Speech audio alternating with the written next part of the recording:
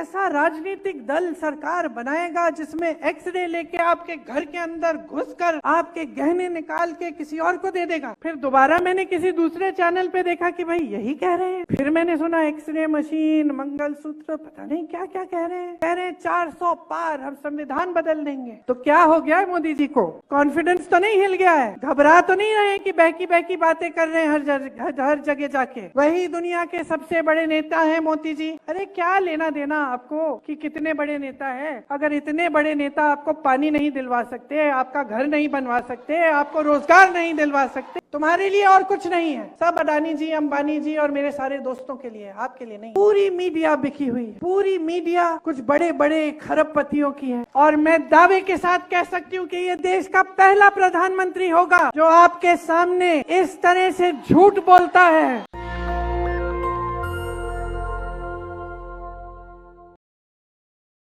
जब हमारा संविधान बना तो उस संविधान में खास तौर से सबको समान अधिकार मिला, ताकि चाहे वो आदिवासी हो, चाहे दलित हो, चाहे छोटा सा किसान हो कहीं, चाहे अपना कोई कारोबार करता हो, या फिर कोई बड़ा बिजनेस करता हो, या प्रधानमंत्री हो, या मंत्री हो, या कोई रईस आदमी हो, सबका एक समान अधिकार इस संविधान ने हमें दिया।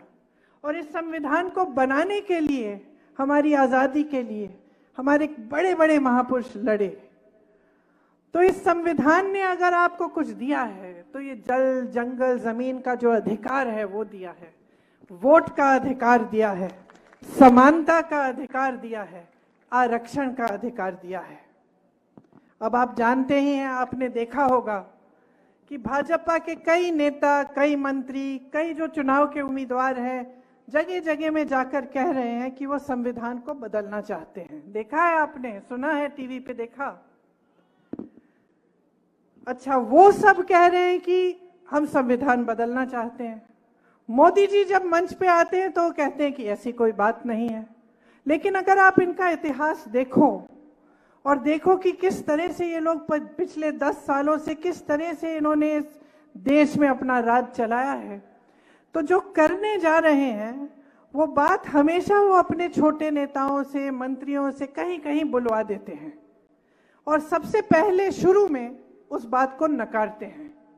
तो शुरू में क्या कहते हैं कि चलो एक उम्मीदवार से कहलवा दिया, एक मंत्री से कहलवा दिया, किसी और से कहलवा दिया, और हम मना करेंगे कि भाई हम ऐसा नहीं करने जाएंगे। जैसे ही सत्ता फिर वापस आती है तो वही चीज करते हैं जिसको इन्होंने नकारा था। तो ये इनका एक पुराना सिलसिला, एक पुराना तरीका है। आज हमने देखा कि कितनी खतरनाक चीज कह रहे हैं कि इनके लोग कह रहे हैं कि संविधान को बदलेंगे। इस संविधान ने ही आपको अधिकार दिया, तो इसको बदलने का क्या मतलब है? इसको बदलने का एक ही मतलब है बहनों और भाइयों, कि ये लोकतंत्र को और भी दुर्बल बनाना चाहते हैं, कि इस देश की जनता को दुर्बल बनाना चाहते हैं। 10 सालों में उन्होंने ऐसा कोई काम नहीं किया जिससे हमारा लोकतंत्र, जिससे आपके अधिकार, चाहे आदिवासियों के अधिकार हो, चाहे दलितों के अधिकार हो, चाहे किसी आम जनता के अधिकार हो, उनको मजबूत करने का काम नहीं किया है, सिर्फ उनको कमजोर करने का काम किया है। और जितने भी ऐसे संस्थान हैं जो लोकतंत्र को बचाते हैं, जो आपको बचाते हैं, आपके अधिकारों को बचाते हैं, उनको कमजोर किया है। चाहे आप मीडिया को लीजिए, एक जमाने में जब हम लोगों की सरकार होती थी तो मीडिया हर रोज हमसे सवाल उठाती थी, हर रोज कहती थी कि भाई सरकार ये गलत कर रही है, वो गलत कर रही है। और ये अच्छा होता है लोकतंत्र के लिए। किसी ने उन्हें टोका नहीं, किसी ने उन्हें जेल में नहीं डाला, किसी ने उनका मुंह बंद नहीं किया, किसी ने उन्हें खरीदने की कोशिश नहीं की। लेकिन आज जो परिस्थितियां हैं, पूरी मीडिया बिकी हुई है, पूरी मीडिया कुछ बड़े बड़े खरबपतियों की है। आपको सच्चाई दिखती नहीं है, तो आपको कौन सी सच्चाई दिख रही है? दो अलग सच्चाइयां हैं। एक तो आपको दिख रहा है कि जो टीवी पे दिखता है कि बड़े बड़े काम हो रहे हैं, देश आगे बढ़ रहा है, हमारी अर्थव्यवस्था बहुत तेजी से आगे बढ़ रही है और सब चमकीला सुंदर दिखता है। कभी G20 की बात होती है, कभी किसी और चीज की बात होती है। जब भी मोदी जी दिखते हैं अकेले मंच पर, उनसे ये आपको पता चलता है कि कितने एक इंसान की कितनी सत्ता है, कितने बड़े नेता बन गए, यही बताया जाता है। किसान को देखिए, आंदोलन करता है, दिल्ली आकर लाखों किसान बैठते हैं सर्दी में, उनकी बिजली काटी जाती है, पानी काटा जाता है, मोदी जी घर से नहीं निकलते, पूछते नहीं हैं। 600 किसान शहीद हो जाते हैं। कुछ किसानों को एक भाजपा का मंत्री कुचल देता है अपनी जीप के नीचे, मोदी जी फिर भी कुछ नहीं कहते हैं, सुनवाई ही नहीं होती। वो कानून तब बदले जाते हैं, तब वापस लिए जाते हैं जब चुनाव आने लगता है। बस चुनाव की परवाह है बहनों और भाइयों, सत्ता की परवाह है, आपकी परवाह नहीं है। आज किसान खेती के हर सामान पर जीएसटी दे रहा है। इतनी महंगाई हो गई है उसके लिए कि खेती से कमाई ही नहीं हो रही है। ऊपर से बड़े बड़े खरबपति मित्र जो हैं मोदी जी के, उनको सारी खेती की सारी वो दे रखी है, और बड़े बड़े उद्योग सारे दे रखे हैं देश के, और देश के बंदरगाह दे रखे हैं, देश के एयरपोर्ट दे रखे हैं, सब कुछ सारी देश की संपत्ति उनको दे रखी है। और मोदी जी के खरबपति मित्र, उनके लिए मोदी जी ने 16 लाख करोड़ रुपए माफ कर दिए। 16 लाख करोड़ रुपए का कर्ज उनका माफ, और किसानों के लिए 1 रुपया कर्ज माफ नहीं किया। कैसी सरकार चल रही है देश में, अपने आप से पूछो। कोई ये नहीं कहता कि उद्योगपतियों को आगे मत बढ़ाओ, बढ़ना चाहिए, रोजगार मिलेगा, चलो आगे बढ़े। लेकिन कभी पहले इस पूरे देश के इतिहास में ऐसा हुआ है कि 5-6 उद्योगपतियों को सारी देश की संपत्ति पकड़ा दी है? देश के बैंक, देश का पैसा, 16 लाख करोड़ रुपए उनको माफ। 15,000 करोड़ का गन्ने का बकाया होता था यूपी के किसानों का कोविड से पहले ही, 15,000 करोड़, इनको आपने 16 लाख करोड़ माफ कर दिए।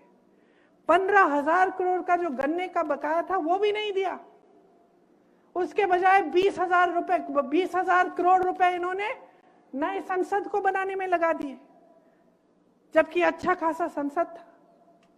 तो सोचिए सरकार सोच क्या रही है, इसकी नीयत क्या है, किसके लिए चल रही है?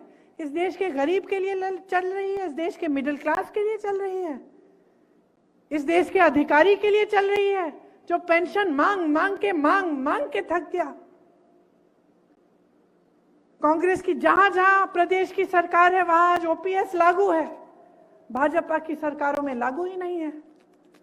अधिकारी घबरा रहे हैं, कह रहे हैं हम नौकरी के लिए जब गए थे तो हमें यह आश्वासन था कि रिटायर होंगे तो हमें पेंशन मिलेगा, कि हमारा जीवन अब सुरक्षित है। आज परिस्थितियां क्या है पता नहीं कि पेंशन के पैसे कहां जा रहे हैं, किसमें डाले जा रहे हैं, घबराहट होती है। तो हर स्तर पे आप देखिए, चाहे किसान के साथ, चाहे आदिवासी के साथ, चाहे दलित के साथ, चाहे महिलाओं के साथ, हर स्तर पे झूठ का बोलबाला है। बस हम ये करेंगे, हम वो करेंगे, हम महिलाओं को स्वतंत्र बनाएंगे, ये करेंगे, पैरों पे खड़ा करेंगे, कुछ नहीं हो रहा है। महिलाओं पर अत्याचार होता है, मोदी जी मुंह फेर लेते हैं। बार बार हमने यही देखा, हाथरस में हुआ, पलक भी नहीं झपकाए। उन्नाव में हुआ, जिसने अत्याचार किया उसको बचाया। उसके बाद ओलंपिक वाले जो हमारी मेडलिस्ट हैं, जब ओलंपिक का मेडल जीत के आई तब मोदी जी ने घर बुलाया, चाय पिलाई, फोटो खिंचवाई। जब वही लड़की सड़क पे बैठ के कहती है मुझे न्याय चाहिए, मेरे साथ गलत हुआ है, मेरे साथ अत्याचार हुआ है, मोदी जी का घर 1 किलोमीटर दूर भी नहीं है, निकल के भी नहीं आते, उसको तब बुलाते नहीं है चाय पे। फिर पूरे देश के सामने बड़े बड़े मंचों पर सारी भाजपा की महिला नेत्रियां मोदी जी पे माला लगाकर कह रही हैं कि मोदी जी ने आरक्षण दे दिया है महिलाओं के लिए। सच्चाई क्या है? जो महिलाओं के लिए आरक्षण दिया है संसद में, वो 5-6 सालों तक मिलेगा ही नहीं, वो नाम के वास्ते दिया है। स्कीम्स जो दी हैं आपके विकास के लिए नाम के वास्ते हैं। अगर नाम के वास्ते नहीं होती तो आपको दिखती ना जमीन पे, तो आपके जीवन में तरक्की आती। वहां 16 लाख करोड़ रुपए देश के दे दिए, संपत्ति दे दी, बंदरगाह दे दिए, हवाई अड्डे दे दिए। यहां क्या दिया? 5 किलो राशन का बोरा। और इस 5 किलो राशन के बोरे पे कहते हैं कि आपका भविष्य बनेगा। किसने दे दी इनको ऐसी हिम्मत? राशन अच्छा है, सबको मिलना चाहिए, लेकिन क्या आप अपने नौजवान बच्चों का भविष्य इस राशन के बोरे पे बना सकते हैं?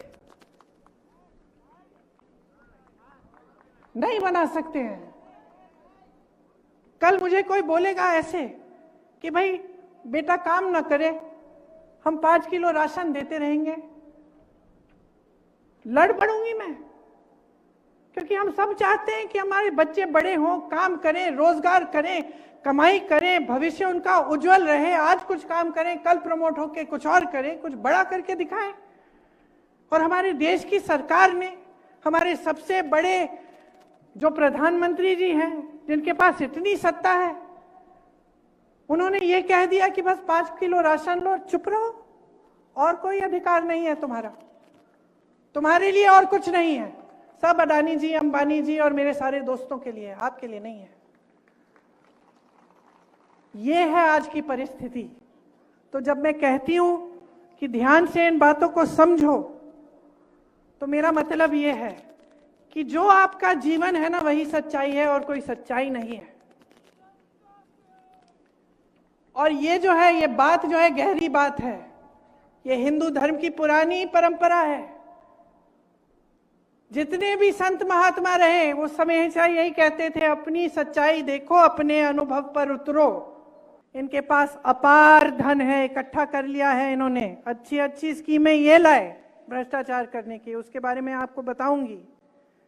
अपार धन इकट्ठा कर लिया है, अपार मीडिया का साथ है और अपार सत्ता है।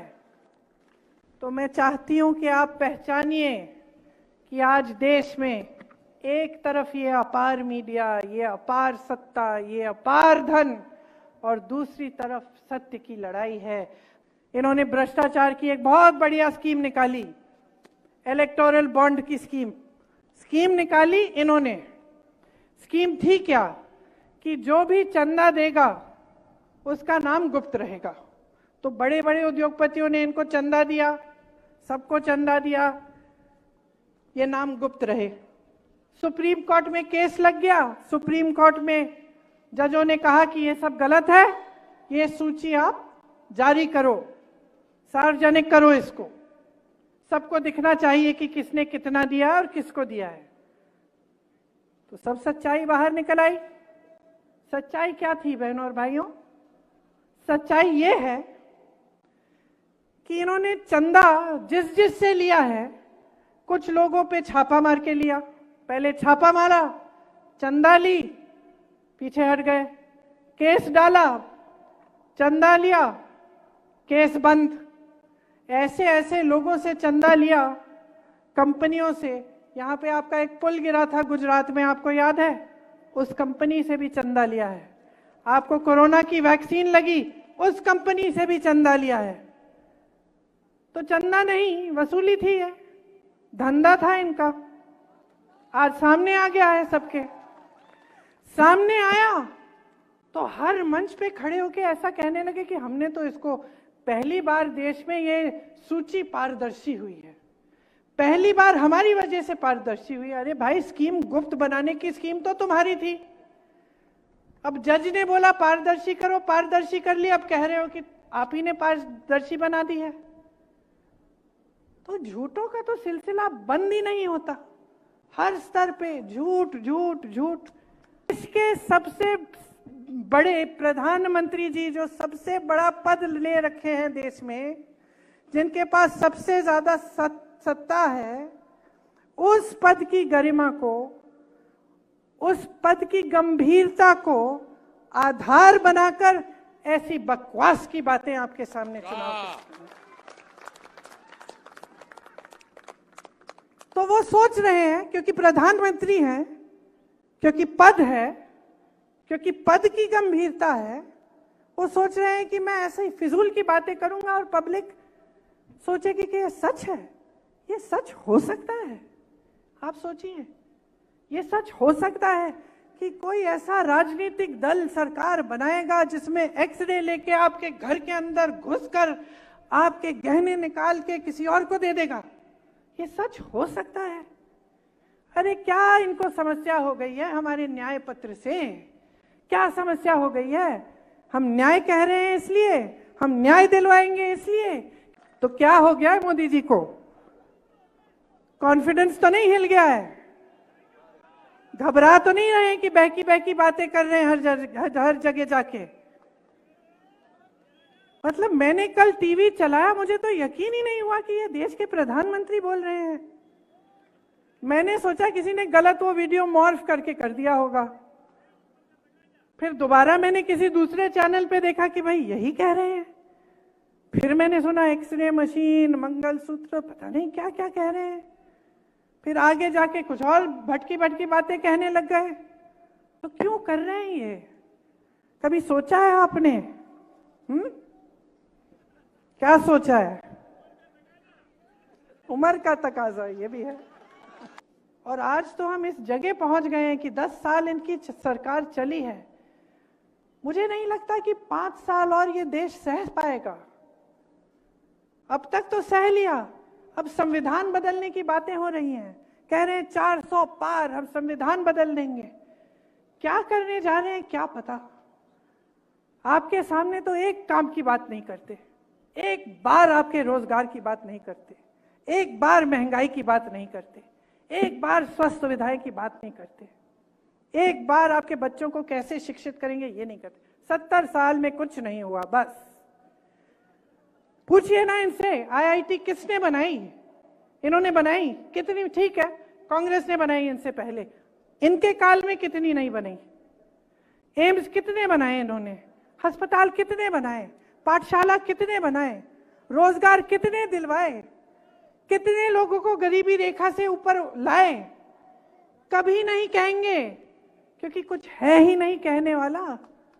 कहने का कुछ है ही नहीं, किया ही नहीं, बस यही करते रहे। बड़े बड़े इवेंट, बड़ी बड़ी महलों में जाके किसी राष्ट्रपति से मिलना, कहीं दुनिया भर में कहीं घूमना, यही करते रहे। अब टाइम आ गया है रिपोर्ट कार्ड का, टाइम आ गया है। 5 सालों से तो आप कुछ भी करते रहे, आपसे किसी ने पूछा नहीं। अब जनता पूछ रही है, अब जनता कह रही है कि भाई बताओ क्या किया। तो अब घबराहट हो रही है। अब बहकी बहकी बातें, वही हिंदू मुसलमान, वही इधर उधर की बातें, वही विश्व गुरु, वही दुनिया के सबसे बड़े नेता हैं मोदी जी। अरे क्या लेना देना आपको कि कितने बड़े नेता हैं? अगर इतने बड़े नेता आपको पानी नहीं दिलवा सकते, आपका घर नहीं बनवा सकते, आपको रोजगार नहीं दिलवा सकते, तो हमें क्या माफी मांगनी चाहिए इनसे कि हमने रोजगार की बात उठा ली, कि हमने महंगाई की बात उठा ली, कि हम लड़ रहे हैं आपके हकों के लिए, कि हम कह रहे हैं कि इस देश को हम खत्म नहीं करने देंगे तुम्हें? माफी मांगे ये आपसे मांगे। हर बार मंच पे आए माफी मंगवाओ कि हमारे सामने खड़े होकर आपने ऐसी उल्टी सुल्टी बातें, आपने ऐसी हल्की बातें कैसे कर डाली। आप माफी मंगवाओ, पूछो इनसे।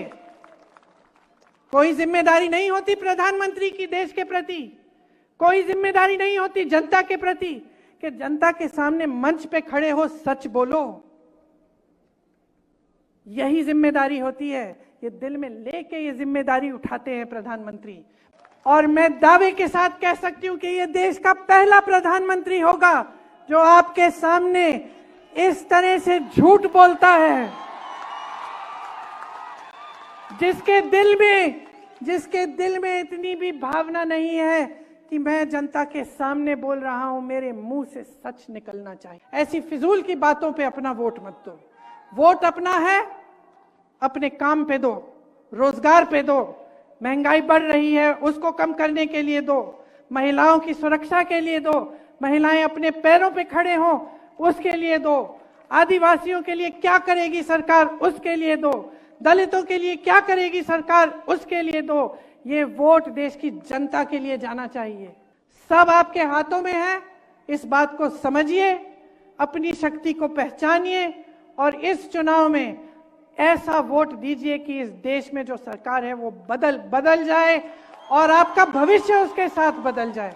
नेशनल दस्तक की आपसे गुजारिश है कि अगर इसको बचाना चाहते हैं तो नेशनल दस्तक को सब्सक्राइब करने के लिए रेड कलर के सब्सक्राइब बटन को दबाएं, फिर बेल आइकन की घंटी दबाएं। नेशनल दस्तक को बचाने के लिए बहुत जरूरी है कि हर खबर को शेयर करें, लाइक करें, कमेंट जरूर करें।